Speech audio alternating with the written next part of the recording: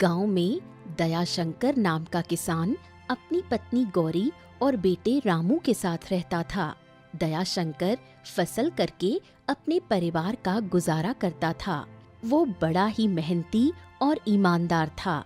एक दिन दयाशंकर खेतों पर जा रहा था, तभी उसे गांव का हरिया मिला और बोला, अरे दयाशंकर भैया, कहाँ जा रहे हो इतनी सुबह सुबह?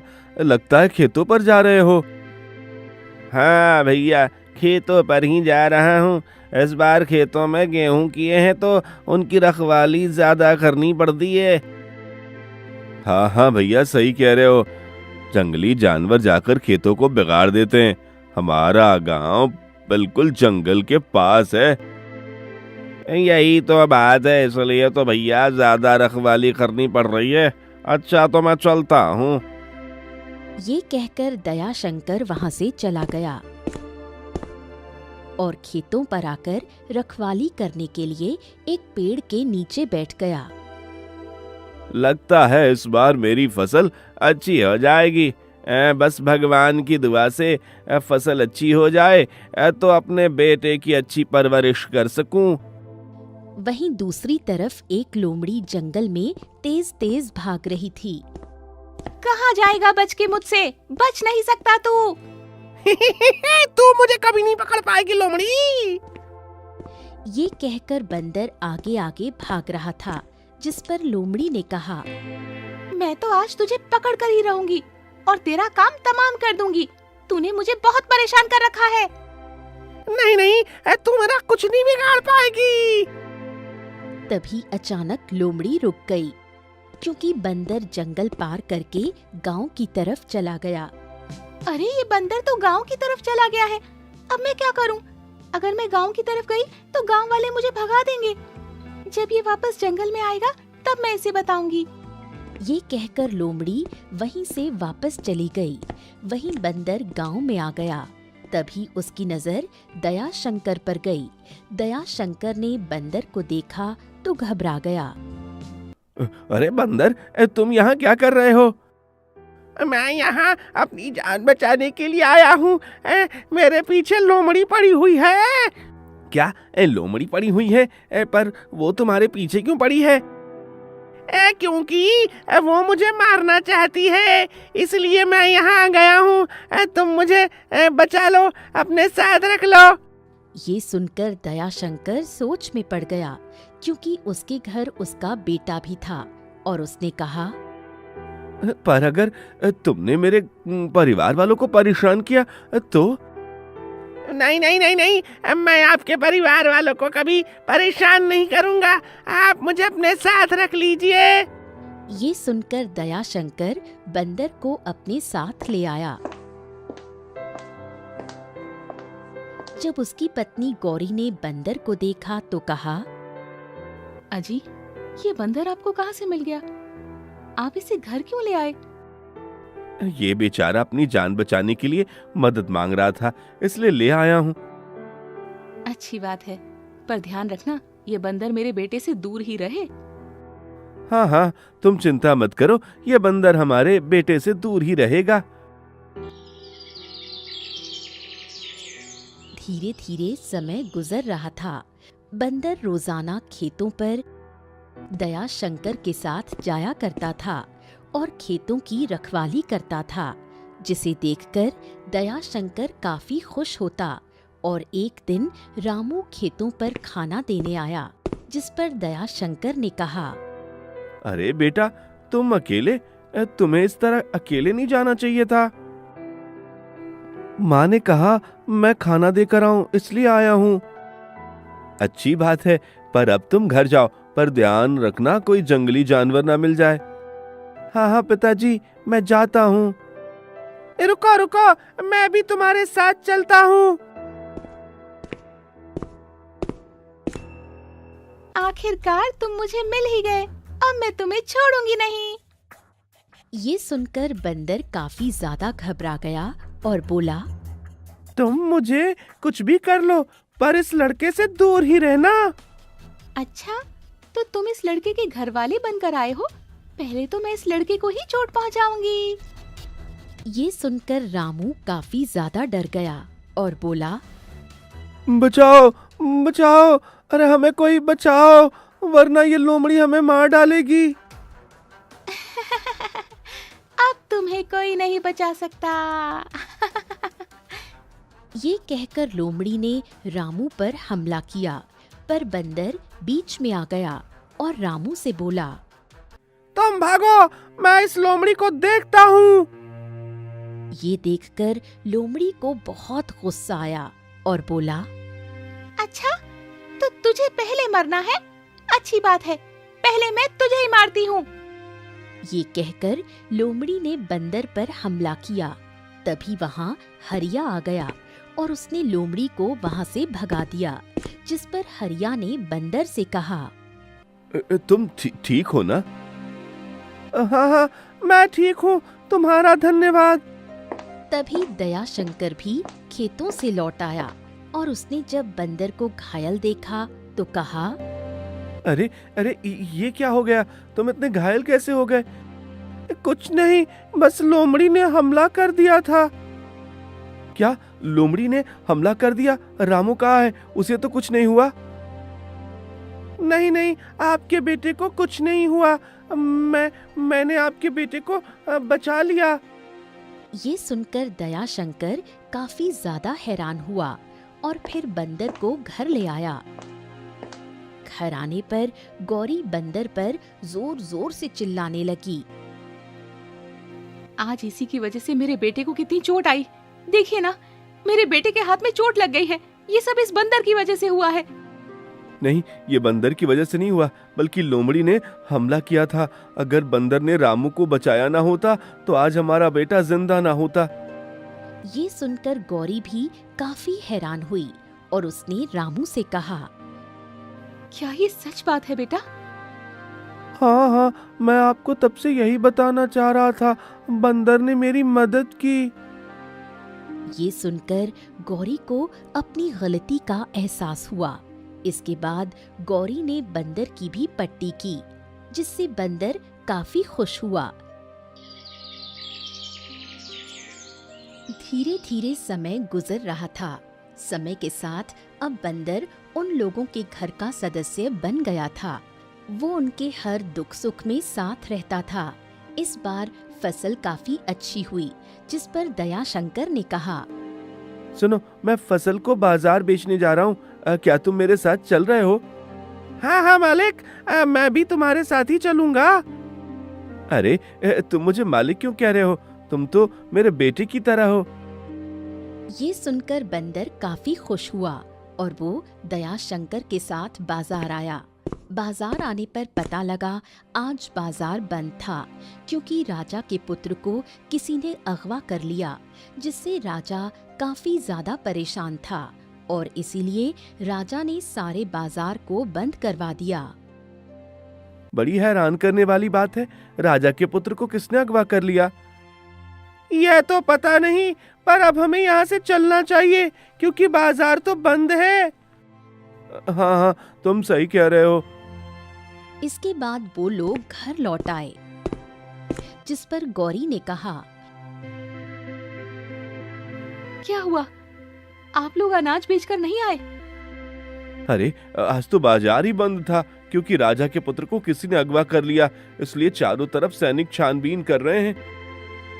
ये तो बड़ी हैरानी की बात है। आखिर ऐसा कौन कर सकता है? यही तो मुझे समझ नहीं आ रहा। हमें अपने रामू की भी देखभाल करनी पड़ेगी। हाँ हाँ, आप चिंता मत कीजिए। मैं तो रामू को अपनी आंखों से दूर रहने ही नहीं देती हूँ। और वैसे भी बंदर है तो। हाँ हाँ, मैं तो रामू के साथ हमेशा ही रहता हूँ।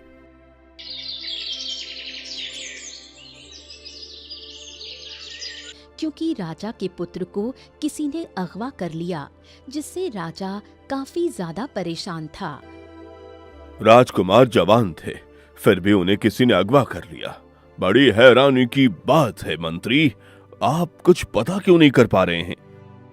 महाराज, हम पता कर रहे हैं, पर हमें भी कुछ पता नहीं लग रहा।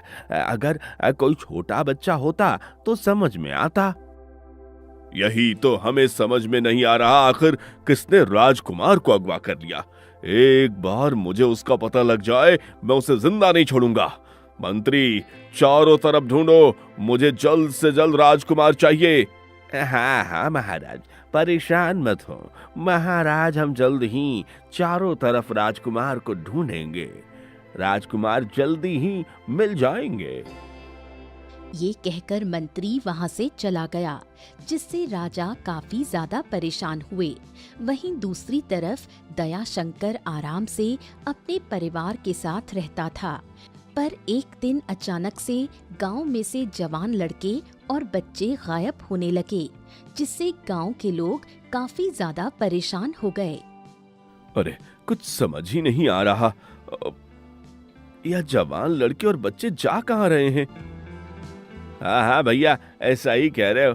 राजकुमार भी गायब हैं, राजा उनको ढूंढ रहे हैं और अब हमारे बच्चे भी गायब होने लगे। हे भगवान, आखिर ये सब कौन कर रहा है? हमारे बच्चे की रक्षा करना। जब दयाशंकर को इस बारे में पता लगा तो वो भी काफी ज्यादा परेशान हो गया। आखिर ये सब कौन कर रहा है और ऐसा करने से किसी को क्या मिल रहा है? हे भगवान, रक्षा करना। दूसरी तरफ बंदर भी काफी ज्यादा हैरान था और वो रामू के साथ हमेशा बना रहता था। एक दिन वो दोनों गांव में खेल रहे थे, तभी रामू ने बंदर से कहा, चलो हम लोग खेलते हैं, तुम मुझे ढूंढना, मैं तुम्हें ढूंढूंगा। नहीं नहीं, हम लोग कोई दूसरा खेल खेलेंगे जिससे तुम मेरे सामने ही रहो। नहीं, मैं तो छुपूंगा जाकर, तुम मुझे ढूंढना, बहुत मजा आएगा। ये सुनकर बंदर राजी हो गया और रामू छुपने के लिए चला गया। पर काफी देर हो गई और रामू बाहर निकलकर नहीं आया, तो बंदर काफी ज्यादा हैरान हुआ।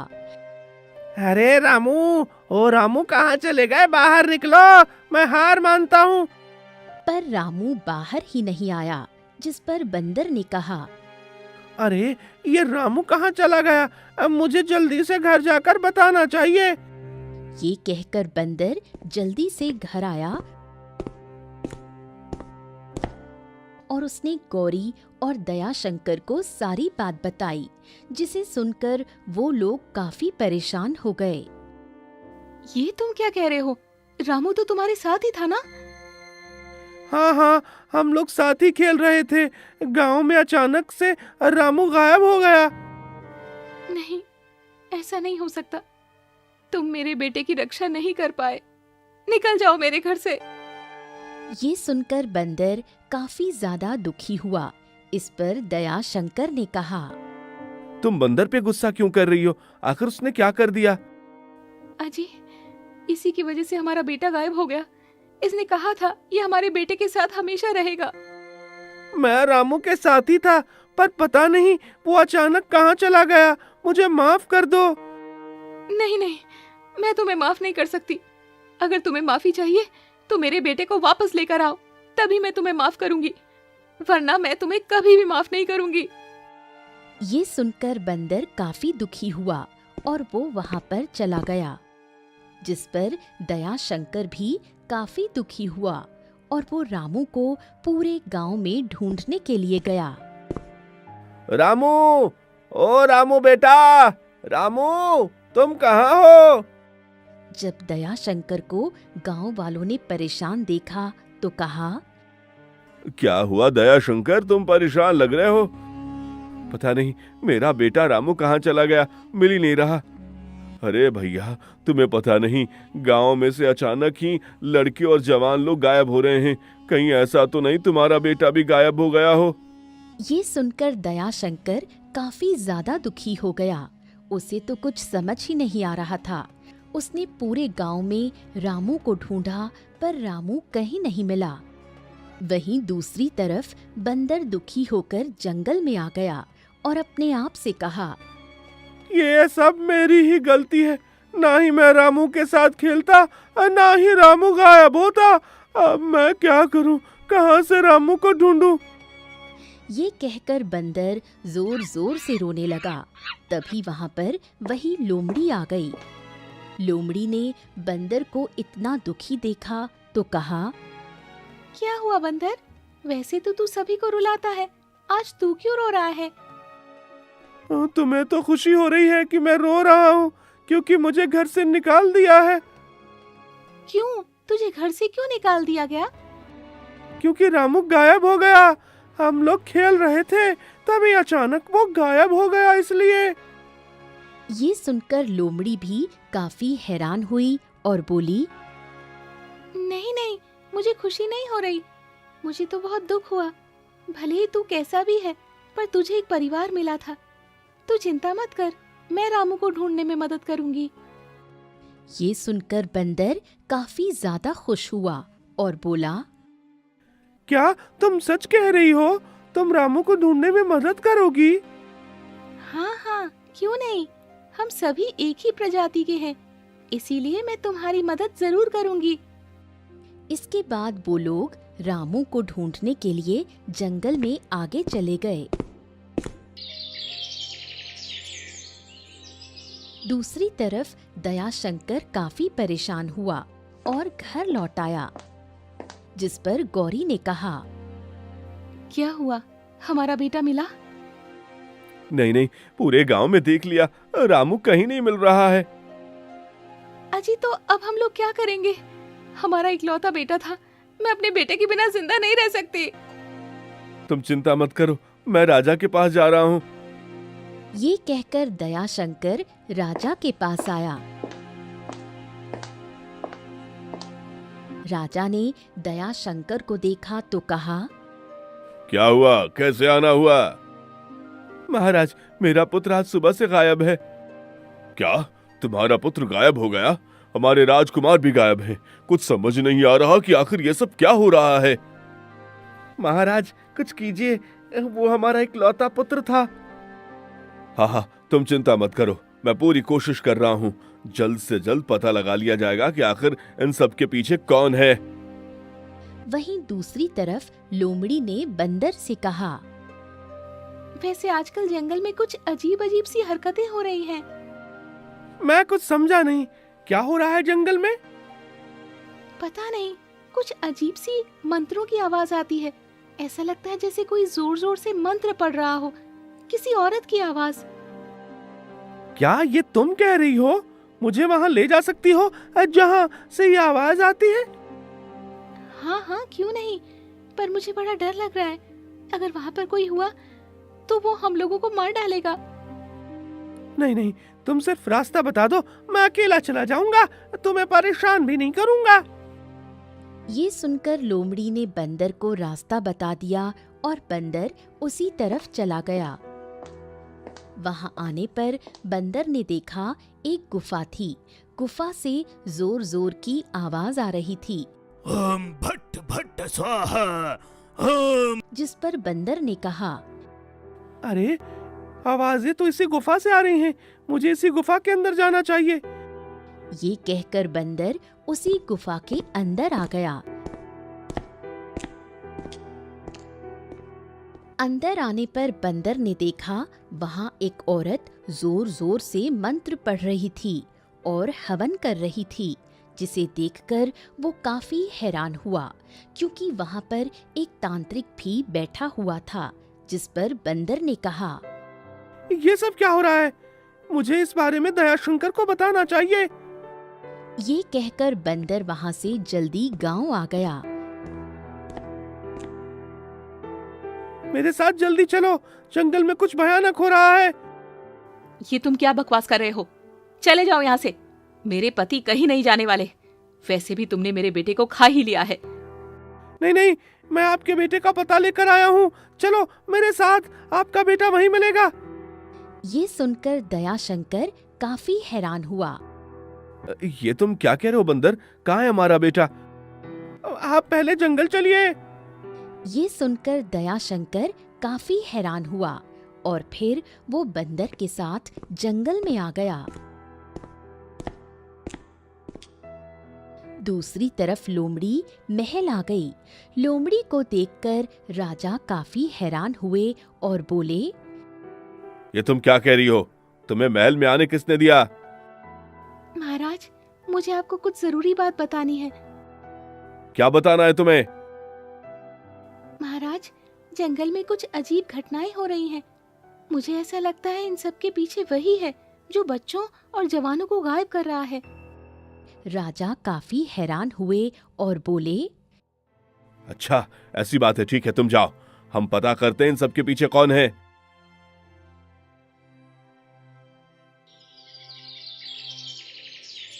ये कहकर राजा ने एक सैनिक को बुलाया और जंगल में भेज दिया। दूसरी तरफ दयाशंकर भी बंदर के साथ उसी गुफा के पास आ गया, जिस पर बंदर ने कहा, इसी गुफा के अंदर एक औरत बैठी जो जोर जोर से मंत्र पढ़ रही है, जिसके सामने एक लड़का भी बैठा हुआ है।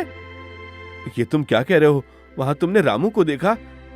नहीं नहीं, रामू तो मुझे दिखाई नहीं दिया। ये सुनकर दयाशंकर काफी परेशान हो गया और इसके बाद वो लोग चुपके चुपके उस गुफा के अंदर गए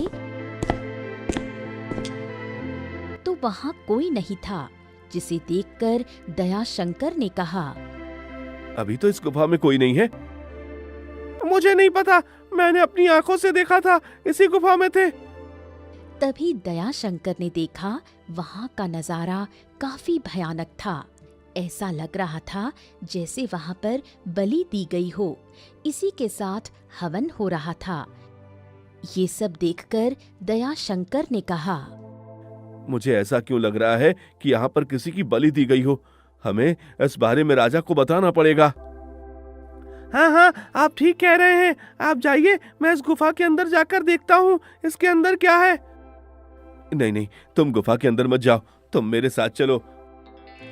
नहीं नहीं, हमें पता तो लगाना ही चाहिए कि आखिर इसके अंदर क्या हो रहा है। ठीक है, मैं भी तुम्हारे साथ चलता हूँ। इसके बाद वो लोग गुफा के और अंदर चले गए। गुफा के अंदर आने पर वो लोग काफी हैरान हुए, क्योंकि वहाँ पर 2 रास्ते गए हुए थे, जिस पर दयाशंकर ने कहा, अरे यहाँ पर तो 2 रास्ते हैं, हम किस पर जाएं? ऐसा कीजिए, आप इस पर जाइए और मैं इस पर जाता हूँ। ठीक है, पर तुम अपना ध्यान रखना। इसके बाद दयाशंकर उस रास्ते पर चला गया और बंदर दूसरे रास्ते पर।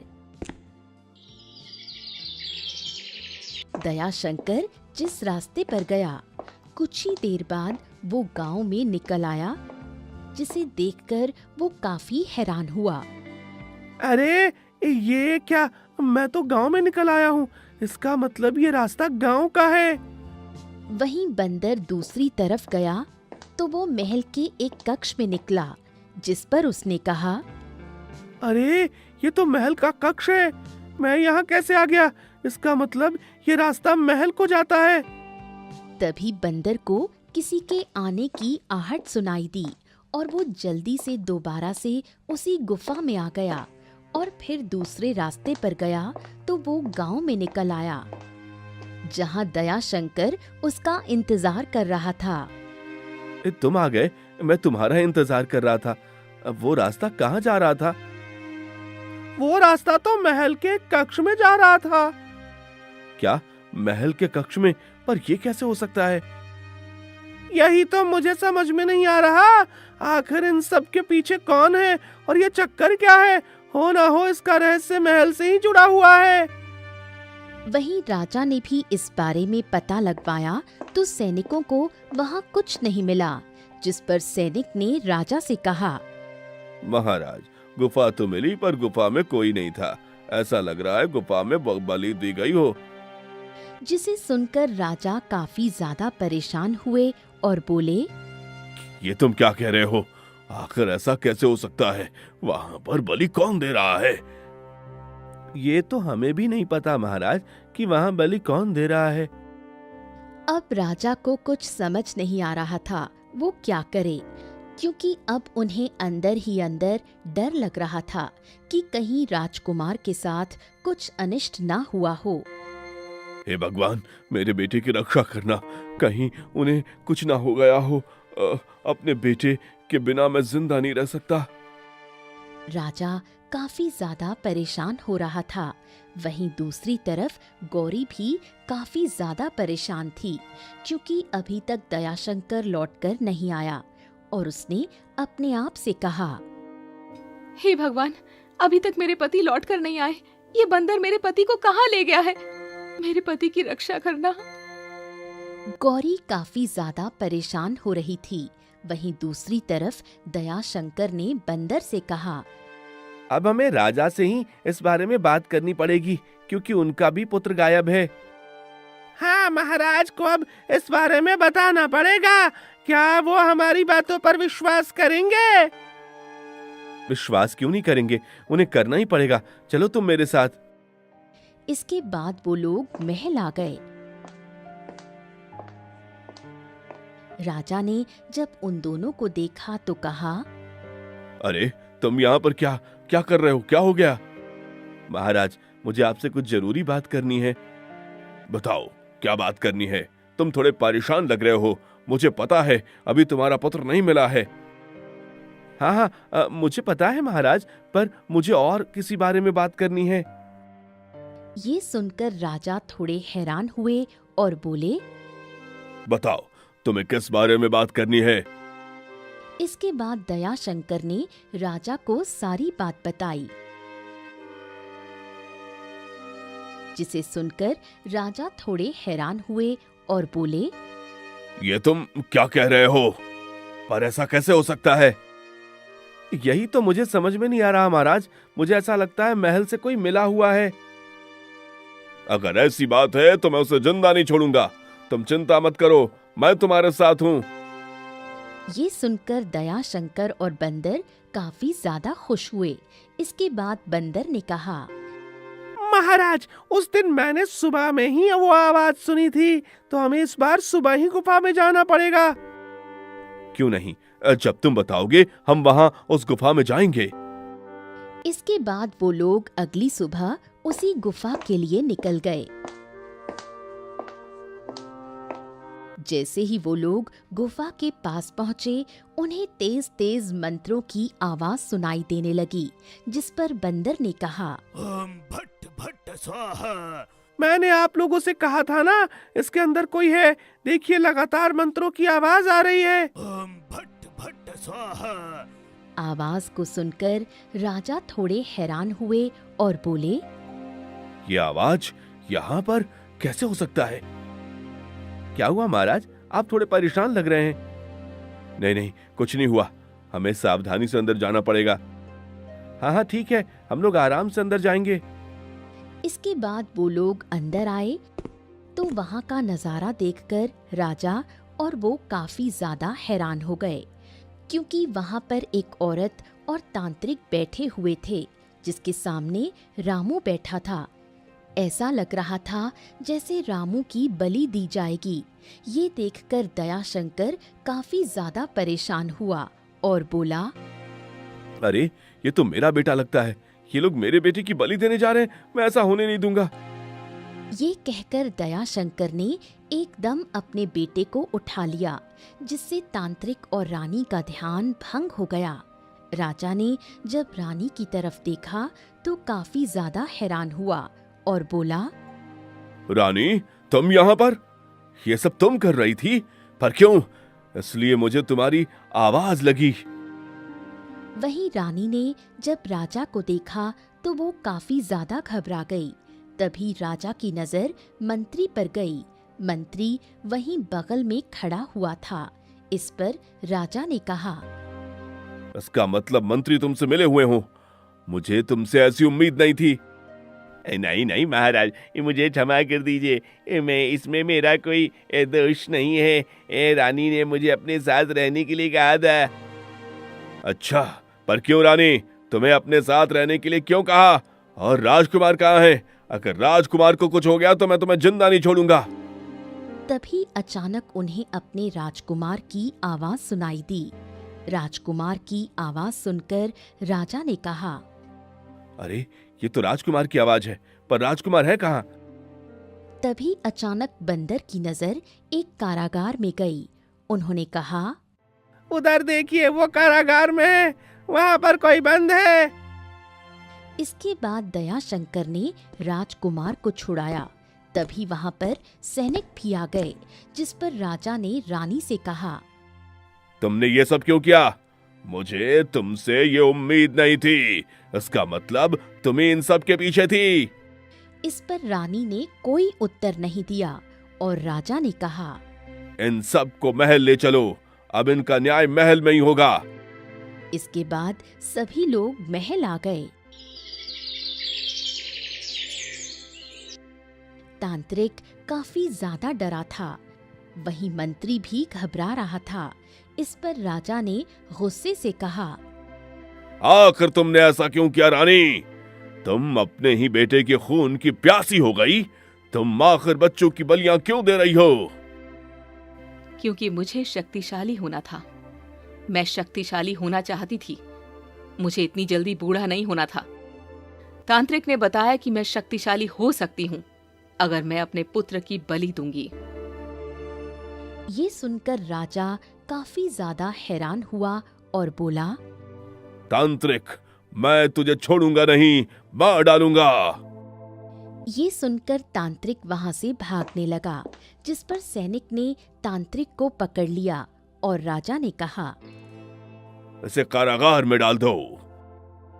इसके बाद तांत्रिक को कारागार में डाल दिया गया। वहीं मंत्री और रानी बचे हुए थे, जिस पर राजा ने मंत्री से कहा, तुम किस लालच में जुड़े थे? क्या तुम्हें भी अमर होना था? नहीं महाराज, ऐसा कुछ नहीं। रानी ने कहा था वो मुझे बहुत सारा धन देंगी अगर मैं उनकी मदद करूंगा। मुझे माफ कर दीजिए। नहीं, तुम्हें माफी नहीं मिलेगी, बल्कि मृत्यु दंड मिलेगा। ले जाओ इस सैनिक, इसे भी। ये सुनकर सैनिक मंत्री को भी पकड़ कर ले गए। अब सिर्फ वहां पर रानी बची हुई थी, जिस पर राजा ने कहा, अब तुम बताओ रानी, तुम हमारे इकलौते राजकुमार के खून की प्यासी कैसे हो गई? पर रानी पर तो इस समय तांत्रिक का वशीकरण था। उन्हें कुछ समझ नहीं आ रहा था और उन्होंने कहा, आपको कैसे पता लग गया मेरे बारे में, जबकि मैंने तो ये काम बड़ी सावधानी से किया। मुझे तो कभी पता ही नहीं लगता अगर इस बंदर और इस आदमी ने मेरी मदद न की होती। ये सुनकर रानी ने उन दोनों की तरफ देखा।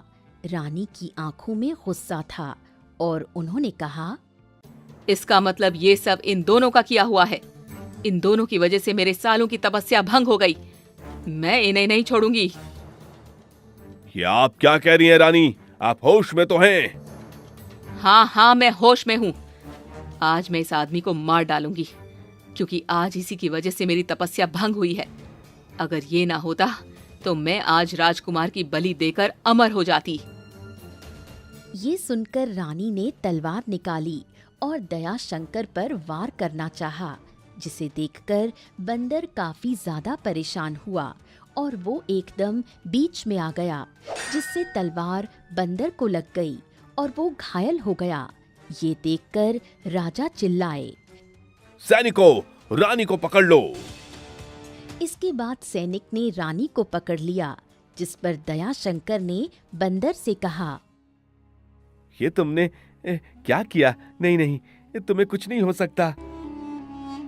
आप तो ठीक है ना? लगता है अब मेरा अंतिम समय आ गया है। नहीं नहीं, तुम ऐसा नहीं कर सकते। तुम्हें कुछ नहीं होगा महाराज, कुछ कीजिए ना। हाँ, तुम चिंता मत करो, जल्दी वैद्य बुला लाओ। नहीं नहीं, अब वैद्य की जरूरत नहीं। अब बस ये चाहता हूँ आप लोग हमेशा खुशी रखना और रामू को ठीक रखना। हाँ, वो बिल्कुल ठीक है। तुम मुझे छोड़कर मत जाओ। अगर तुम्हें कुछ हो गया तो मैं अपने आप को कभी माफ नहीं कर पाऊंगा। ये कहकर दयाशंकर जोर जोर से रोने लगा। इस पर बंदर ने कहा, मालिक, आप चिंता मत कीजिए। मैं भगवान से प्रार्थना करूंगा कि वह अगले जन्म में मुझे आपका बेटा बनाकर भेजे। ये कहकर बंदर ने दम तोड़ दिया, जिससे दयाशंकर काफी ज्यादा दुखी हुआ। इस पर राजा ने कहा, रानी, तुम्हारी हिम्मत कैसे हुई ऐसा करने की? लगता है ये पागल हो गई है, इसे कारागार में डाल दो। इसके बाद सैनिक रानी को भी पकड़कर ले गए, जिस पर राजा ने दयाशंकर से कहा, मुझे माफ कर दो, ये सब रानी की वजह से हुआ। मुझे नहीं पता था कि वो कुछ ऐसा करेंगी। पर अब मैं क्या करूं? मेरा वफादार बंदर नहीं रहा। आज इसी की बदौलत मेरा बेटा जीवित है। इस पर राजा ने दयाशंकर को समझाया और कहा, मुझे पता है मैं तुम्हारे बंदर को वापस नहीं ला सकता, पर तुम्हें कुछ धन दे सकता हूँ जिससे तुम्हारा अपना परिवार आराम से तुम पाल सको। ये कहकर राजा ने बहुत सारा धन दयाशंकर को दिया और इसके बाद वो लोग घर आ गए। गौरी ने जब अपने बेटे रामू को देखा तो वो बहुत ज्यादा खुश हो गई और बोली, बेटा तुम ठीक तो हो ना? बेटा। और जब उसने दयाशंकर को देखा तो वो काफी ज्यादा हैरान हुई। क्या हुआ? आप इस तरह से रो क्यों रहे हैं? क्या हो गया? हमारा बंदर अब नहीं रहा। ये आप क्या कह रहे हैं? क्या हो गया बंदर को? इसके बाद दयाशंकर ने गौरी को सारी बात बताई।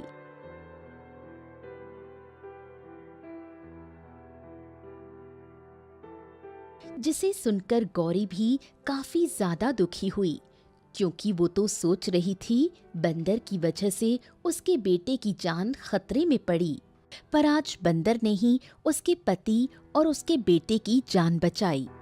और उसने कहा, मुझे माफ कर दीजिए, मुझे नहीं पता था वो बंदर हमारे लिए इतना कुछ कर जाएगा। हाँ, तुम सही कह रही हो, पर मैं भगवान से यही दुआ करूंगा कि अगर उसका जन्म हो उसे मेरा बेटा बनाकर ही वापस भेजना। ये कहकर दयाशंकर काफी दुखी हुआ। इस पर गौरी ने कहा, अजी आप चिंता मत कीजिए, भगवान उसे हमारे ही घर जरूर भेजेगा। वहीं अब वो लोग काफी खुश थे, क्योंकि रामू सही सलामत था और अब वो अपनी जिंदगी आराम से गुजार रहे थे।